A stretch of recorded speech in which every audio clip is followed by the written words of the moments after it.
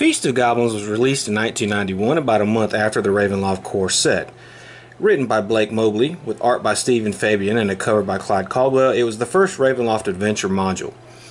At 95 pages with poster map, 2 gatefold covers, including a map, RAVENLOFT player character sheets, and a Dungeon Master screen, priced at $11, Feast of Goblins gives you a lot of bang for your buck.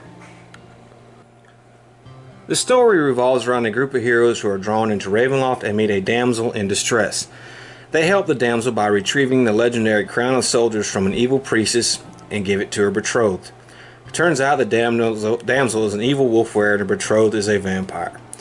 The heroes take back the crown and use it to destroy the evil priestess again and somehow find a way back home. For levels 4 through 7, the adventure takes place in the domain of Cartacus and the new domain of Dagland, which the player characters help to inadvertently create. Players will do a lot of traveling, fighting hordes of undead, and several dungeon crawls. A dungeon master will have to protect the players a little, but because this plays much harder than your typical 4 through 7 level. As the first adventure module for the RAVENLOFT campaign setting, Feast of Goblins tries to do many things. It's a teaching module for the DM, letting them learn how to use the gothic setting of RAVENLOFT to its full advantage by creating the proper mood and atmosphere. It also uses several of the new game mechanics like fear and horror checks to their fullest extent. The module also throws every stereotypical gothic thing it can think to throw at the players to let them know they are in fact in Ravenloft. Undead, werebeast, vampires, spooky houses, evil dungeons, terrorized towns, murder mysteries, NPC betrayals, moody landscapes, and even an insane asylum. You name it, it's here in Feast of Goblins. And that is a big problem with Feast of Goblins. It tries to do too much. There's way too much combat in this adventure, which seems to go against the playstyle the RAVENLOFT core setting has tried to establish. The players will encounter 3 separate dungeon crawls filled with hordes of undead and unforgiving traps. This is especially brutal for levels 4 through 7, and DMs will have to help players or they can easily be wiped out.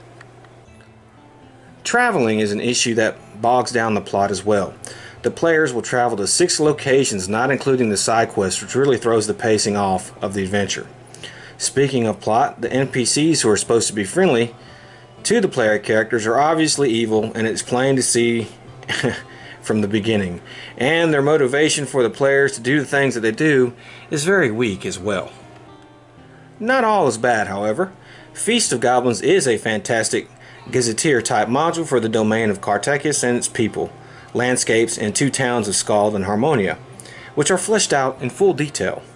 Combined with the information in any RAVENLOFT core set, Cartacus, a DM would have enough information to run a full-fledged campaign in Cartacus if they were so inclined. The plot point of the heroes inadvertently creating a brand new RAVENLOFT domain because of their actions and having to travel to the new domain and deal with the Dark Lord as their responsibility is a nice touch. It puts a burden on the heroes and teaches them that there are consequences for their actions, not to mention the limitless roleplay opportunities. Feast of Goblins was a good first attempt for a RAVENLOFT adventure module. We have to remember that at this point in time the production team weren't sure what they had and where they were trying to take the campaign setting. Feast of Goblins did manage to do some of its things it had set out to do, and its positives do outweigh its negatives. That said, I highly recommend Feast of Goblins. The information on Cartacus alone is worth it. As its base, it is a good adventure. Just remove the side quests, cut out a few of the dungeon crawls for pacing, tone down the undead hordes, make traps less lethal, and give players better motivation when dealing with the NPCs, and you have a winner.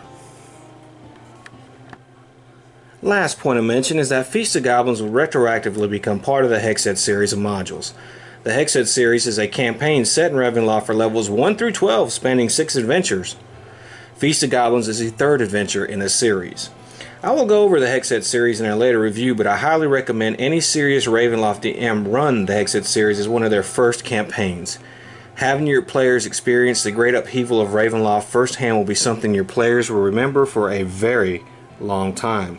In fact, I'm running that campaign right now for some of my friends and family, and they are enjoying every minute of it.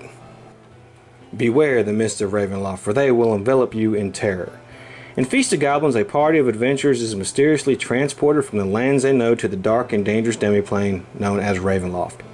Trapped in this realm of terror, they must use all their skills to escape the manipulations of one of Ravenloft's most powerful lords as they attempt to seek out the accursed crown of soldiers. If all goes well, they just might live long enough to escape this dreadland and return to their homes. The first module supporting the new Ravenloft box set, Feast of Goblins, includes a full 96 pages of gripping adventure set in the dark domains of Ravenloft, a special AD&D game character record sheet designed specifically for Ravenloft campaigns, and an invaluable addition to the AD&D Dungeon Master screen that incorporates all the most vital information from the Ravenloft box set, a full color poster of one of TSR's most popular artists, Clyde Caldwell.